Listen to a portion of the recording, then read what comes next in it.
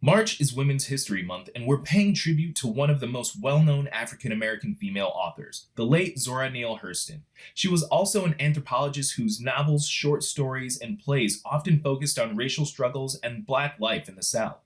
Hurston influenced many writers, and American Black journalist Stephen Henderson spoke with one of them, author and Zora Neale Hurston scholar Rae Chesny.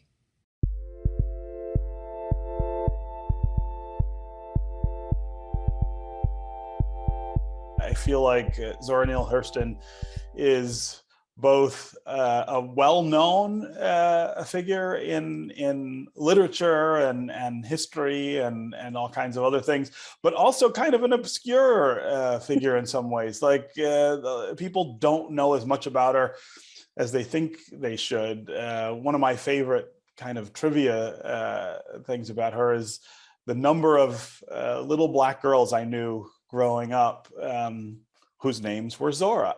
and I always kind of assumed that that's why they were named that way. It speaks to her influence. But let's start with your fascination with Zora Neale Hurston. What is it about her and her work that draws you to her?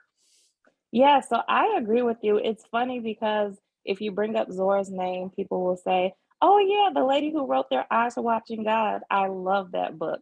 But Mhm. there's so much more to her that we need to know. And we're right between Black History and Women's History Month. And so I think this is a perfect time. My fascination actually started in 2018 when a professor at Michigan State invited me to do a Black History presentation. And as a writer, I have been working with children. We had collaborated through partnership with after school programming and summer camps. He said, "The kids love you. My students love you. Come do a Black history presentation on the person who most influenced your career as a writer."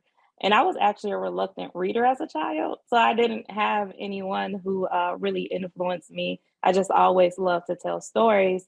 But Stephen, he gave me this magical word that really changed my mind. He said, "I will pay you an honorarium." And so, and so I That is suddenly a felt, magic word. yes, I had never heard that word in conjunction with my name. So I felt very inspired. And so I set out to do the presentation on Langston Hughes because I love the Harlem Renaissance. Of course, Langston is probably the most popular person from the Harlem Renaissance. And I love that he was a poet, used everyday language, and focused on working class Black men. But as I kept researching Langston, I didn't find a personal connection. Instead, I found Zora Neale Hurston, and I started going down this rabbit hole. I'm like, "Oh, wait, she was raised in the first all Black incorporated municipality, which just means legally established town in the history of the United States. Her father was mayor 3 times. She was a trained anthropologist in 1928. She interviewed the last person to live during slavery and be enslaved. How come we don't know about her? And she was best friends with Langston Hughes during the Harlem Renaissance." And so I was like, well, how come we don't learn about her? But then I asked myself a hard question. How come I wasn't presenting Zora Neale Hurston? And so that first year, I tacked her on to the end of the presentation as an and with Langston Hughes. And the sensation as I was presenting her, I would start sweating and everything. And I joked that it was probably Zora jumping up from the grave, telling me, "Don't ever make me and I promised her in that moment, if I ever got another chance to do a Black history presentation, she would be the star of the show. And she has been since that moment. Funny enough, I was assigned Their Eyes Were Watching God in high school, and I did not read the book. Well, that's pretty common. That's a pretty common thing to happen, right? We all kind of Yes. skim in high school. um, Yep.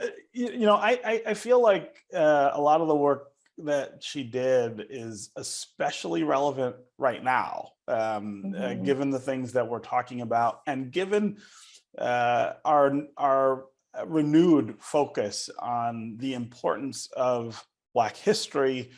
to the present and to the future. Absolutely. She was typically out of step with the Black thought leaders at the time. She had a lot of pride. At that time, W.E.B. Du Bois had coined the phrase the talented 10th. And Mhm. so Zora really opposed that ideology because it separated a certain class of Black people, this upper echelon, away from the roots, the history. And so she did fight to preserve that and to also share it in creative ways. One of the interesting things about Zora is that she often did not want to write full length novels because it takes so much time. And I can tell you as a writer, it's a lot of investment. It's a long shot. It's a lot of investment of time, of resources. You can't fully work a full-time job. And so she actually took her anthropological field work and staged it as plays. And so she was very focused on theater. And if she could have had her choice, that is what she would have wanted to do. When it came to writing, short stories was kind of her sweet spot. And she felt, hey, I could churn some of those out and still do the plays, still do the anthropological work, but showcase authentic Black life. And even beyond that, life throughout the African diaspora. She traveled to Jamaica and Haiti. Her first application for the Guggenheim was actually to go to West Africa, the Gold Coast, as it was called back then, to trace these roots, to say, hey, the Southern Negro is not as far from these original West African spiritual practice, cultural practices that still exist in Black culture today.